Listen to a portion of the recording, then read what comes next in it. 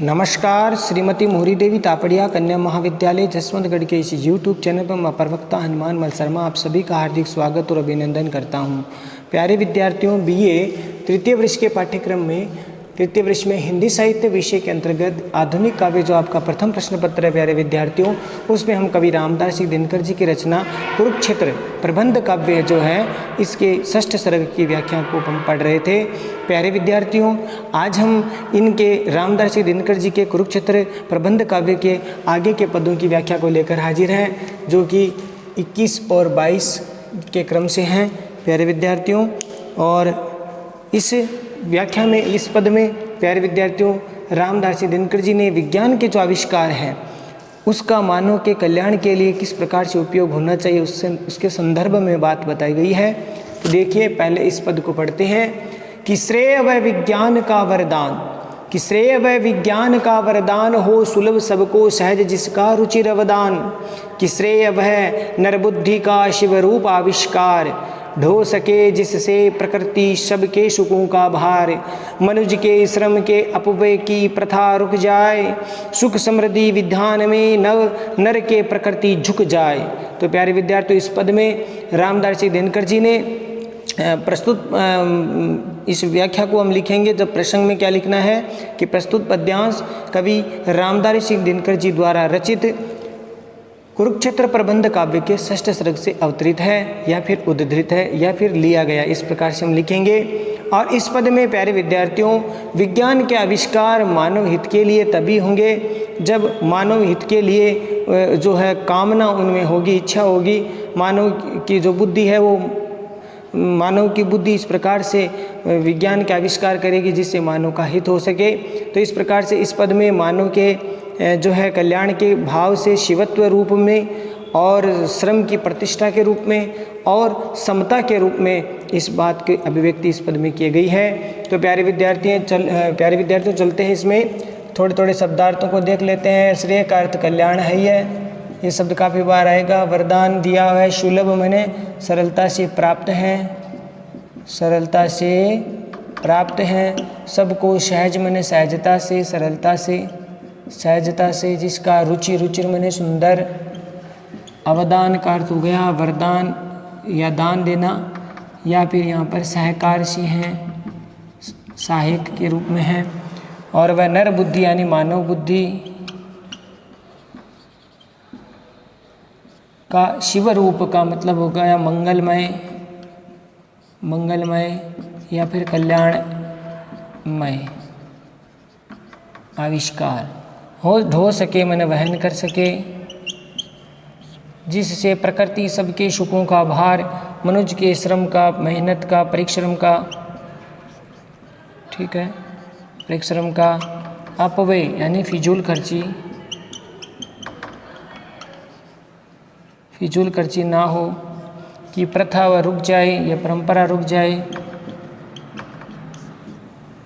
सुख समृद्धि विधान, विधान का अर्थ यहाँ पर प्यारे विद्यार्थियों सुख समृद्धि का विधान, सुख समृद्धि का विधान से तात्पर्य यहाँ पर सुख समृद्धि को बढ़ाने वाला या फिर बनाने वाला, ठीक है, बनाने या बढ़ाने के रूप में इसका अर्थ होगा कि नर मनुष्य की प्रकृति झुक जाए। अब देखिए इसका अर्थ है, रामदास सिंह दिनकर जी प्यारे विद्यार्थियों इस पद में कहते हैं, रामदास सिंह दिनकर जी इस पद में विज्ञान के आविष्कारों का मानव हित के लिए या कल्याणकारी स्वरूप कब होगा, जब श्रेय व विज्ञान का वरदान यानी मानव के हित के लिए जो विज्ञान आविष्कार करे वही विज्ञान का श्रेष्ठ वरदान है वो साबित होगा, या वहीं जो विज्ञान का श्रेष्ठ मानवता के कल्याण का कार्य होगा। ठीक है, तो यहाँ पर इस पद में श्रेय व विज्ञान का वरदान अर्थात विज्ञान में जो मानव हितकारी आविष्कार ही मानव के लिए वरदान हो सकते हैं। अगर वो मानव के हित के लिए आविष्कार किए जाए तो वही विज्ञान मानवता के कल्याण के लिए हो सकता है या वरदान साबित हो सकते नहीं। तो फिर अगर वो मानव के हित के लिए कोई भी आविष्कार नहीं कर रहे हैं तो वह विज्ञान अभिशाप है, वह वरदान नहीं हो सकती। वरदान वही होगा जब विज्ञान के जो आविष्कार है वो मानव के कल्याण के लिए होगा, मानव के हित के लिए होगा, और ऐसे मानव के हितकारी जो आविष्कार है वो उसी से ही विज्ञान का सच्चा वरदान है वो साबित हो सकता है, वही कल्याणकारी है। हो सुलभ सबको सहज जिसका रुचिर अवदान, यानी वह विज्ञान जो मानव के कल्याण के कार्य करती है, यानी वह विज्ञान जिससे मानव का हित हो, मानव का कल्याण हो, ऐसी सरलता से प्राप्त सबको सहजता से प्राप्त जो विज्ञान के आविष्कार है, जो प्रत्येक मानव के लिए सहजता से सरलता से विज्ञान के आविष्कारों का लाभ वो प्राप्त हो सके, यानी ऐसे आविष्कार हो विज्ञान के जिससे मानव का कल्याण हो, हित हो, और ऐसे आविष्कार है वो मानव को, प्रत्येक मानव को सरलता से सहजता से प्राप्त हो, तो ही जिसका रुचि रविदान, यानी तो ही वह जो विज्ञान है वो मानव की समाज के लिए, संपूर्ण सृष्टि के लिए सुंदर दान या सुंदर मानव विज्ञान के आविष्कार है वो सहकार के रूप में कार्य कर सकते हैं, अर्थात वही सहभागी बन सकते हैं मानव के लिए जिससे मानव का कल्याण हो। ठीक है प्यारे विद्यार्थियों, आशा करता हूँ समझ में आ रहा होगा। तो वह मानव कल्याण के लिए विज्ञान सुंदर और अवदान है, यानी आविष्कार है वो सुंदर सहकार माना जाएगा जब मानव के हित के लिए विज्ञान के आविष्कार है वो खोजे जाएंगे। यानी आविष्कार खोजना कोई पाप नहीं है, आविष्कार करना कोई पाप नहीं है, धर्म का कार्य नहीं है।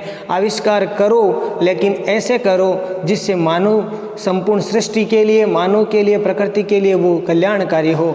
ऐसे अगर आविष्कार करेंगे तो ही प्रकृति में या मानव सृष्टि में वह क्या होगा, जिस सुंदर अवदान के रूप में, सुंदर सहकार के रूप में वो माना जाएगा। अगली पंक्ति देखिए, श्रेय वह नर बुद्धि का शिवरूप आविष्कार, यानी वह मानव बुद्धि का जो ऐसे विज्ञान के आविष्कार होंगे जिससे मानव का कल्याण होगा। यानी अगर ऐसी मानव बुद्धि के द्वारा, जो मानव बुद्धि के द्वारा उत्पन्न हुए आविष्कार या मानव बुद्धि की जो उपज आविष्कारों के रूप में अगर होगी जिससे मानव का कल्याण होगा, तो ही क्या होगा, वह बुद्धि ही शिवरूप यानी मंगलमय कल्याण में होगी। या इसको हम यूं अर्थ ले सकते हैं प्यारे विद्यार्थियों कि वह मानव के लिए जो आविष्कार है, वैज्ञानिक जो आविष्कार है, वही जो है श्रेय वाले होंगे, कल्याणकारी होंगे, जिसमें जिन आविष्कारों के बीच में, जिन आविष्कारों को करने के पीछे क्या भावना होनी चाहिए, शिव रूप यानी मंगलमय, कल्याणमय जो सोच होगी, कल्याणमय विचारधारा से युक्त जो आविष्कार किए जाएंगे, उसी से ही पूरे संपूर्ण सृष्टि की, संपूर्ण मानव जाति का कल्याण होगा। यही बात इसमें बताने की चाहते हैं। यानी वह बुद्धि श्रेष्ठ कर है जिसमें कल्याणमय या मंगलमय विचारधारा हो, यानी वैज्ञानिक आविष्कार इस प्रकार से हो जिसमें प्रत्येक मानव के लिए क्या हो, कल्याण की भावना जिसमें छिपी हुई हो, जो संपूर्ण मानव के लिए मंगलमय हो। ऐसे अगर नर बुद्धि यानी ऐसे मानव बुद्धि के द्वारा जो आविष्कार किए जाएंगे, उसी से ही मानव का क्या होगा, श्रेय होगा यानी कल्याण होगा। ठीक है प्यारे विद्यार्थियों, आशा करता हूँ समझ में आ गया होगा। और ढो सके जिससे प्रकृति सबके सुखों का भार, और इस प्रकार के अगर आविष्कार किए जाएंगे जिसमें मंगलमय की भावना हो, संपूर्ण मानव समाज सृष्टि के लिए कल्याणमय की भावना हो, तब क्या होगा, ढो सके जिससे प्रकृति सबके सुखों का भार, तब संपूर्ण प्रकृति के सुख, समस्त सारे सुखों का भार है वह ऐसी आविष्कार है वो पूरी तरह से ढो सकेगा, वहन कर सकेगा। कहने का तात्पर्य है कि अगर मानव अपने आविष्कारों के द्वारा कल्याणकारी सोच रखे, शिवत्व की सोच रखे, तो वह वैज्ञानिक आविष्कार भी क्या होगा, वह प्रकृति के सारे सुखों के भार को सहजता से वहन कर पाएगा। या यूं कह सकते हैं कि वह प्रकृति के सारे आनंद को आसानी से, सहजता से प्राप्त कर पाएगा। और प्रत्येक मानव वैज्ञानिक आविष्कारों से दुखी नहीं होगा, वह सुख का अनुभव करेगा, उसमें उसकी प्रकृति भी सहायक बन जाएगी। लेकिन आज जो प्रयोग यहाँ पर रामदास दिनकर जी कह रहे हैं, आज के जो वैज्ञानिक आविष्कार इस प्रकार से हो रहे हैं जो विध्वंसात्मक है, जो मानव सृष्टि के लिए ही नहीं संपूर्ण प्रकृति के लिए जो है घातक हो रहे हैं। इसीलिए प्रकृति भी इस प्रकार के आविष्कारों का समय समय पर उचित दंड वो दे रही है। प्रकृति ऐसे आविष्कारों से कुपित हो रही है। तो यहाँ पर ये बात बताने का प्रयास किया जा रहा है प्यारे विद्यार्थियों कि रामदास जी दिनकर जी यही कहना चाहते हैं कि अगर ऐसी बुद्धि हो मानव के आविष्कारों का, वैज्ञानिक जो आविष्कार है जिसमें मंगल की कामना की गई हो, मंगलमय भावों की कामना विचारधारा अगर प्रस्तुत की गई हो, तो ऐसे वैज्ञानिक आविष्कार ही संपूर्ण प्रकृति के सारे सुखों के भार को वहन कर पाएगा, अर्थात प्रकृति के आनंद को ले पाएगा। ठीक है, अगली पंक्ति देखिए कि मनुष्य के श्रम के अपव्यय की प्रथा रुक जाए और अगर इस प्रकार से कल्याणकारी भावों से युक्त अगर वैज्ञानिक आविष्कार किए जाएंगे, विज्ञान के लिए श्रम के कार्य किए जाएंगे। वैज्ञानिक आविष्कार करना कोई सहज कार्य नहीं है, उसमें बहुत दिमाग लगता है, बहुत बुद्धि लगानी पड़ती है, बहुत जो है अपनी बुद्धि को तर्क से युक्त करना पड़ता है। ठीक है, बहुत मंथन करना पड़ता है विचारों का, बुद्धि का, तब जाकर के कोई आविष्कार होता है। लेकिन वह आविष्कार तभी उपयोगी है, उस आविष्कार के पीछे जो श्रम किया गया है वह तभी उपयोगी होगा जब मनुष्य के लिए वो कल्याणकारी होगा। तो यहाँ पर यह बात बताइए कि तब अगर ऐसा कल्याणकारी अगर नहीं होगा तो फिर मनुष्य के श्रम के अपव्यय की प्रथा रुक जाए। यानी रामदास जी दिनकर जी कह रहे हैं कि अगर वह कल्याणकारी शिवत्व स्वरूप जो वैज्ञानिक आविष्कार किए जाएंगे तो उससे क्या होगा, मनुष्य की जो मेहनत है, जो परिश्रम है, किसके लिए मेहनत कर रहा है, वैज्ञानिक आविष्कारों की खोज के लिए, वैज्ञानिक आविष्कार करने के पीछे जो परिश्रम है उसका अपव्यय की प्रथा परंपरा वो रुक जाएगी। अर्थात उन वैज्ञानिक जो आविष्कारों के पीछे मानवता का जो है नाश ना हो, ऐसा अगर कार्य किए जाएं तो वास्तव में ऐसी सच्ची वो मेहनत होगी, वो जो मेहनत या परिश्रम होगा वह अपव्यय नहीं होगा, मेहनत का श्रम का अपव्यय नहीं माना जाएगा।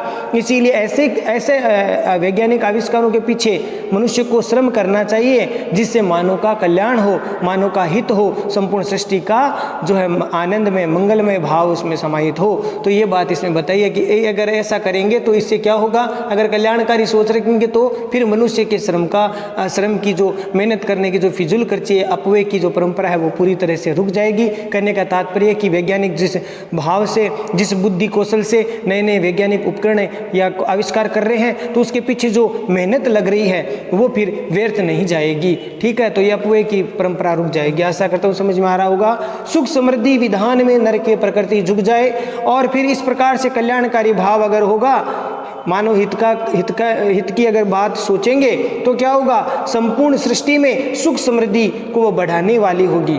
यानी सुख समृद्धि को बढ़ाने वाली वह मनुष्य की प्रकृति झुक जाए, यानी प्रकृति स्वयं फिर जो है मानव के लिए क्या हो जाएगी, सहयोगी हो जाएगी। संपूर्ण प्रकृति भी अगर वास्तव में मानव अपने आविष्कार है वो संपूर्ण सृष्टि के लिए, संपूर्ण प्रकृति की कल्याण के भाव से अगर वो करे तो फिर क्या होगा, तो सारे जो सुख समृद्धियां हैं, सारी सुख समृद्धियां जो मनुष्य के लिए प्रकृति द्वारा प्रदत्त है, दी जाती है, तो संपूर्ण प्रकृति वो अपने सारे सुखों को, सारी सुख समृद्धि को बढ़ाने वाली बन जाएगी। अर्थात संपूर्ण प्रकृति ही मनुष्य के जो है सहयोगी बन जाएगी। मनुष्य के लिए वो फिर प्रकृति कुपित नहीं होगी, वह क्रोधित नहीं होगी। ठीक है, तो वह मानव के सुखों की वृद्धि करने वाली हो जाएगी। तो सुख समृद्धि विधान में नर के प्रकृति झुक जाए, तो ऐसे कल्याणकारी जो वैज्ञानिक आविष्कार अगर मानव करेगा तो ऐसे मानव के लिए स्वयं प्रकृति भी उसकी सहयोगिनी बन जाएगी और वह उसके लिए क्या हो जाएगी,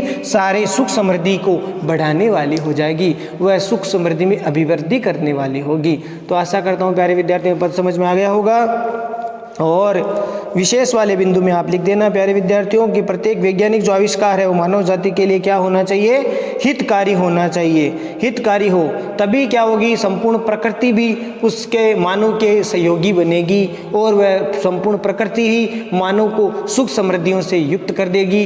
और अगर प्रकृति के विरुद्ध चलेंगे, प्रकृति के विरुद्ध अगर आविष्कार करेंगे तो फिर प्रकृति क्या देगी, दंड देगी, सजा देगी। और वह समय समय पर हम देखते आ रहे हैं, प्रकृति के विरुद्ध कोई भी कार्य किया जाएगा तो प्रकृति वह उसको क्षमा नहीं करती है। प्रकृति वह स्वयं जो है प्रकृति के विरुद्ध कार्य करेंगे तो प्रकृति उसका जो है क्रूर रूप है, क्रूरतम रूप वो दिखाएगी ही। इसीलिए मानव का आविष्कार ऐसे करें जो प्रकृति के लिए हितकारी हो, मानव के लिए हितकारी हो, ऐसे आविष्कार होने चाहिए।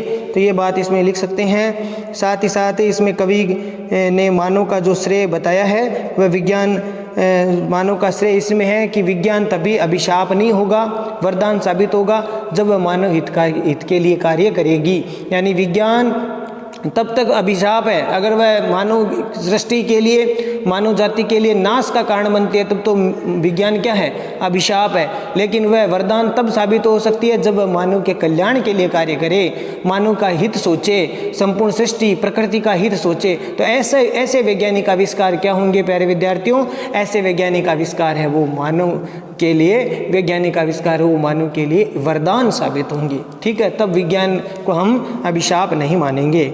ये बात इसमें बताई है। अनुप्रास, परिकर, काव्यलिंग अलंकार का प्रयोग इसमें किया गया है। अनुप्रास है, परिकर है और काव्यलिंग अलंकार का प्रयोग किया गया है, कारण स्वरूप बताया गया है इसमें। तो काव्यलिंग अलंकार का प्रयोग किया गया है। शब्दावली, तत्सम शब्दावली है, तत्सम शब्दावली से युक्त रचना है, भावा अभिव्यक्ति प्रखर है। ठीक है, इस प्रकार की बातें हम लिख सकते हैं।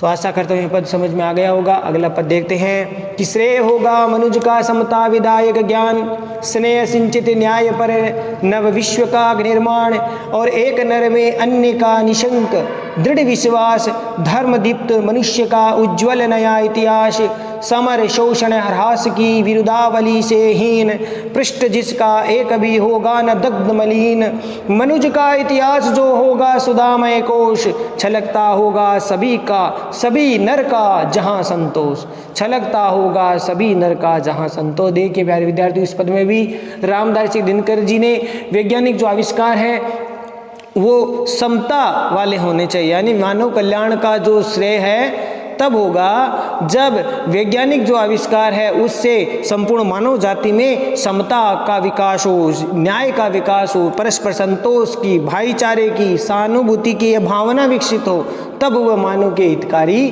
वो बन सकते हैं। तो ये बात इसमें बताई है।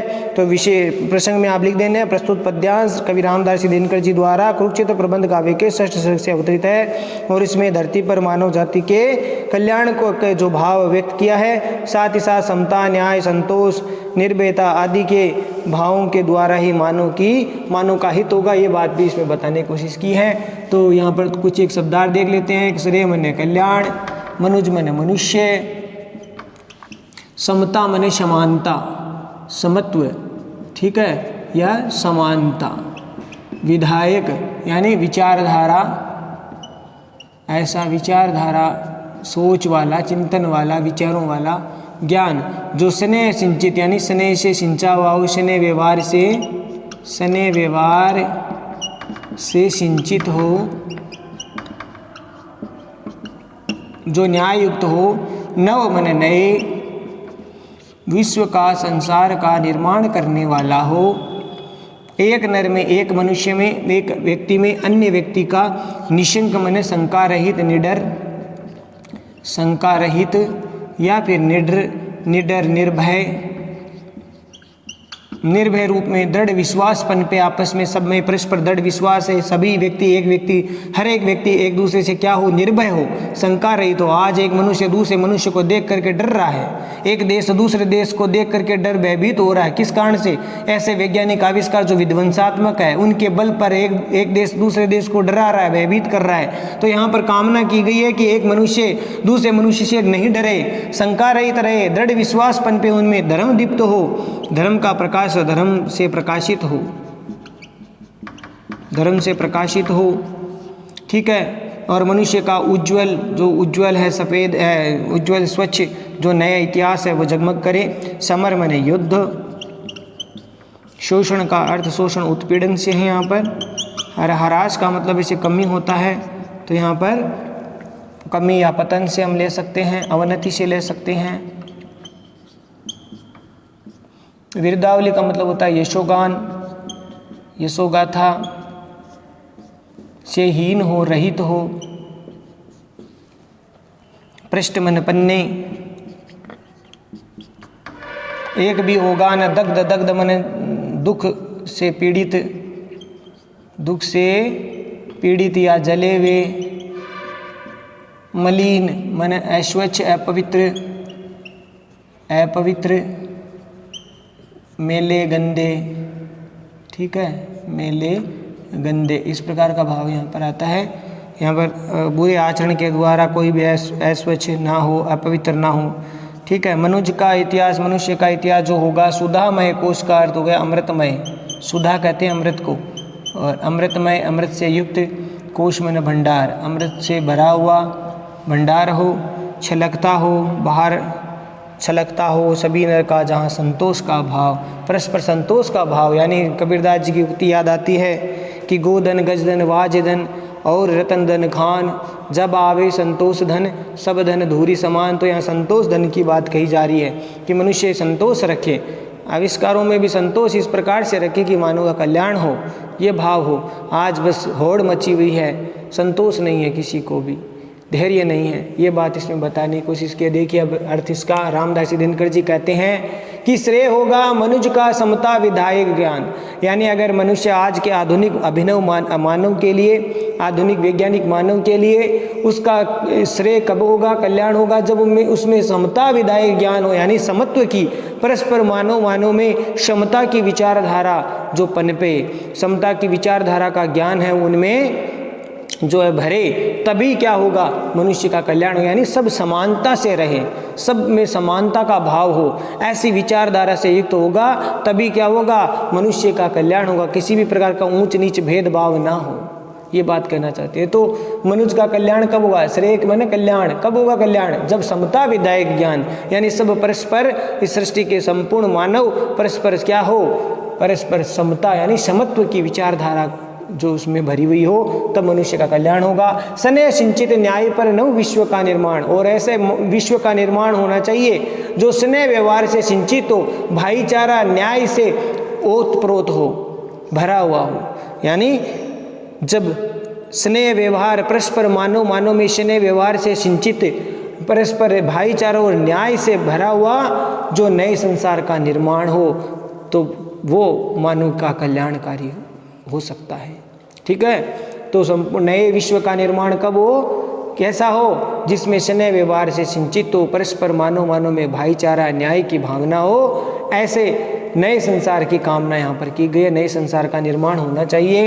एक नर में अन्य का निशंक दृढ़ विश्वास, अर्थात आधुनिक मानव में, आज के आधुनिक वैज्ञानिक मानव में परस्पर एक मानव है। आज के समय एक मानव दूसरे मानव से क्या रहे, शंका रहित रहे, निशंक निर्भयता से अपना जीवन जिए, निर्भयता रखे अपने जीवन में, निर्भयता, उच्च आदर्शों का जो है पालन करें, उच्च आदर्श का पालन करेंगे तब शंका रहित हो, सब परस्पर एक मनुष्य दूसरे मनुष्य से डरे नहीं, शंका रहित नहीं रहे, शंकायुक्त नहीं रहे, शंका रहित रहे, निशंक रहे, निर्भय निडर रहे, दृढ़ विश्वास उनमें पनपे, आपस में परस्पर एक जो है मन में जो भाव विश्वास है वो उनका कमजोर नहीं होना चाहिए, दृढ़ विश्वासी बने।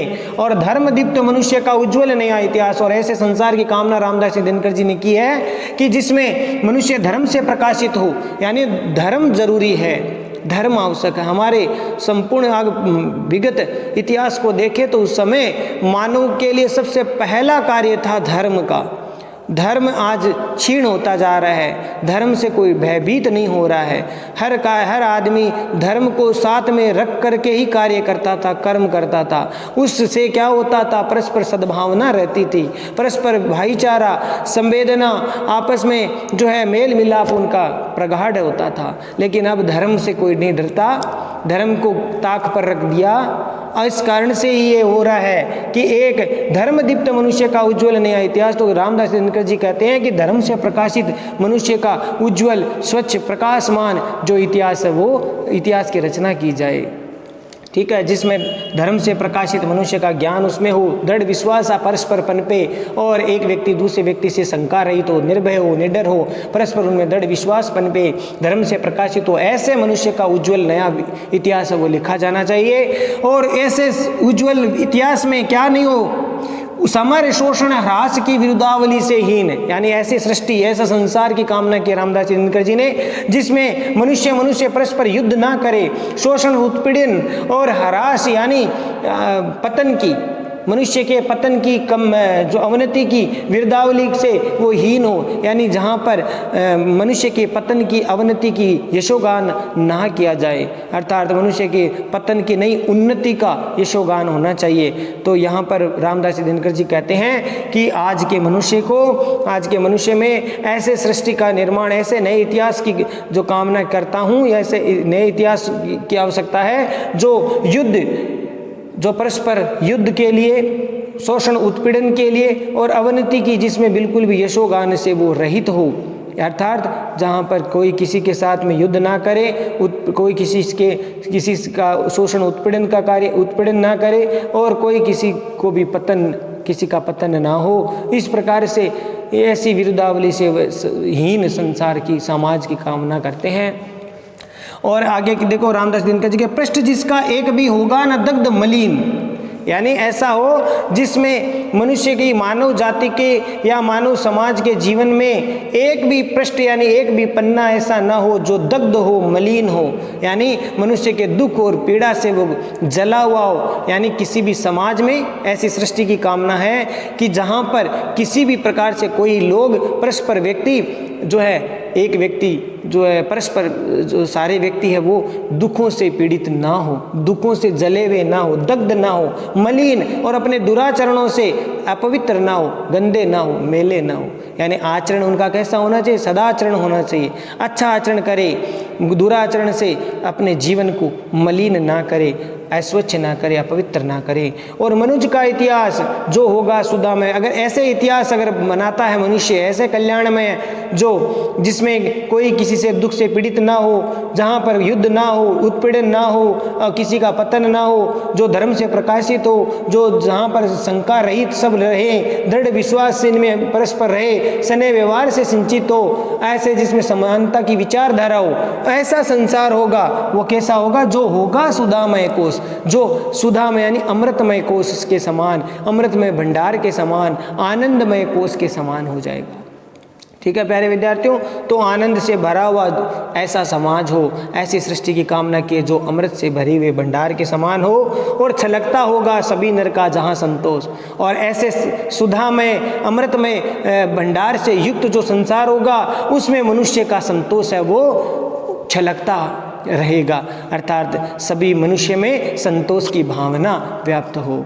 कोई किसी से ईर्ष्या, द्वेष, होड़, प्रतियोगिता ना करे, जिससे परस्पर एक दूसरे में वेर विरोध, द्वेष की भाव वो जागृत हो, ऐसा भाव ना हो। सब में संतोष की कामना की गई है, तो संतोष का भाव क्या हो? छलके, ये बात इसमें कही गई है। तो प्यारे विद्यार्थी, बहुत सुंदर बात यहाँ पर रामदास दिनकर जी ने कही है। विशेष वाले पॉइंट में आप लिखेंगे, इसमें थोड़ा और भी अर्थ देख सकते हैं कि मानव समाज में स्नेह व्यवहार होना चाहिए, परस्पर भाईचारा, न्याय है, सदाचरण है, पवित्रता है, संतोष आदि जो श्रेष्ठ मूल्य, जो आदर्श मूल्य हम कहते हैं, जो उच्च आदर्श, उदात्त जो आदर्श का जो सूचक है, ऐसे अच्छे अच्छे गुणों से युक्त संसार की कामना यहाँ पर की गई है। रामदास जी दिनकर जी ने कहा तभी मानव का कल्याण होगा। मानवता का कल्याण की स्थापना, जब उच्च आदर्श की स्थापना की जाएगी तभी मानव का कल्याण होगा।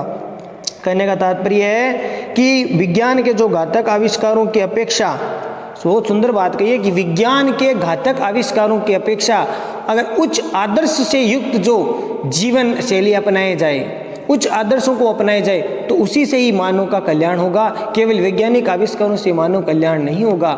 हमें उच्च जो संस्कारवान, उच्च कोटि के जो उदात्त आदर्श जो जीवन है उसको अपनाना पड़ेगा, तभी हमारा कल्याण होगा, तभी हम सुख शांति आनंद से रह पाएंगे। नहीं तो फिर वैज्ञानिक आविष्कारों से हमारा जीवन सुख में नहीं हो सकता, आनंद में नहीं हो सकता। उसके लिए हमें उच्च आदर्श की आवश्यकता होगी।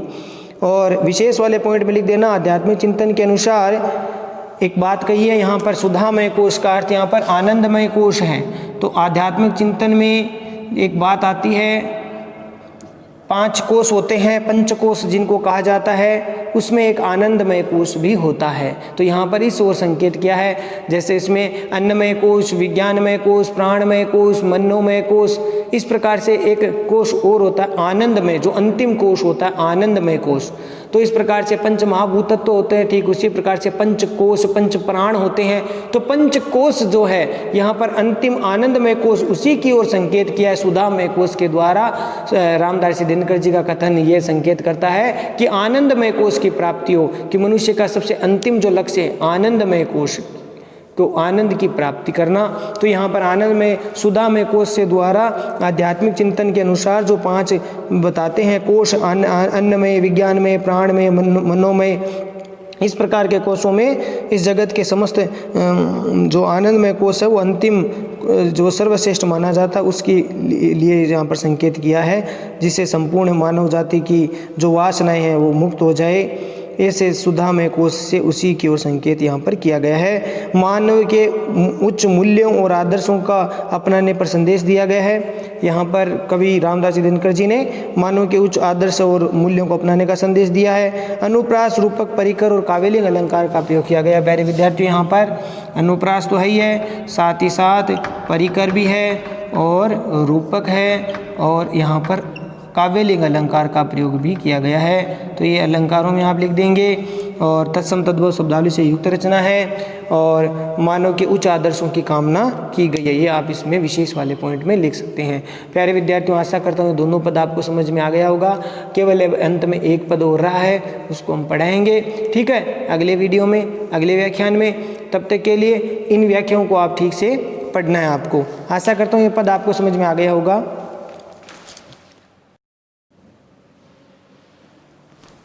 तो प्यारे विद्यार्थियों, आज के लिए बस इतना ही। अगले वीडियो में फिर हाजिर होंगे रामदास दिनकर जी के आगे की रचना को लेकर, आगे के पदों को लेकर के। तब तक के लिए चैनल को लाइक, शेयर और सब्सक्राइब कीजिए। इन व्याख्याओं को पढ़िए, नोट्स बनाइए और इनको याद भी कीजिए। जय भारत, जय हिंदी। धन्यवाद विद्यार्थियों।